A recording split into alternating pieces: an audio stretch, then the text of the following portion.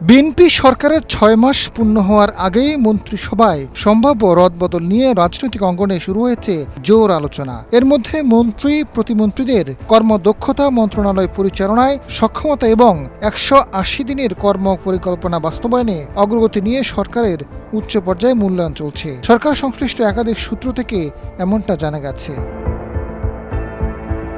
সংশ্লিষ্ট সূত্র জানায়, মন্ত্রিসভার কারো কারো দপ্তর পরিবর্তন হতে পারে, আবার কারো দায়িত্ব কমতে পারে। একাধিক মন্ত্রণালয়ের দায়িত্বে থাকা কয়েকজনের দপ্তর ভাগ করে দেওয়া হতে পারে। একই সঙ্গে মন্ত্রিসভায় নতুন মুখ যুক্ত হওয়ার বিষয়েও জোর আলোচনা চলছে। প্রধানমন্ত্রী ও বিএনপি চেয়ারম্যান তারেক রহমানের নেতৃত্বে গঠিত মন্ত্রিসভা ২৫ জন মন্ত্রী এবং ২৪ জন প্রতিমন্ত্রী, এছাড়া আরও কয়েকজন উপদেষ্টা রয়েছেন।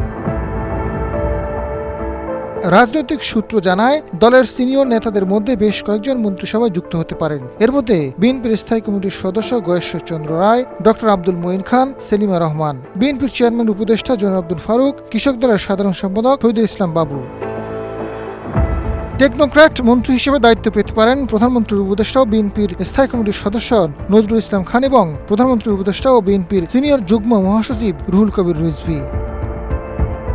বিষয়টি নিয়ে প্রধানমন্ত্রীর উপদেষ্টা ডাক্তার জাহিদুর রহমান জানান, মন্ত্রী পরিষদে কারো কর্মদক্ষতায় সন্তুষ্ট না হলে দপ্তর পুনর্বণ্টন কিংবা কাউকে দায়িত্ব দেওয়া স্বাভাবিক প্রশাসনিক প্রক্রিয়ার অংশ।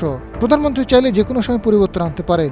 এখনই কোনো রদবদল হচ্ছে না। আগে ১৮০ দিন শেষ হোক, তারপর কাজ পর্যালোচনা করে প্রধানমন্ত্রী সিদ্ধান্ত নিতে পারেন।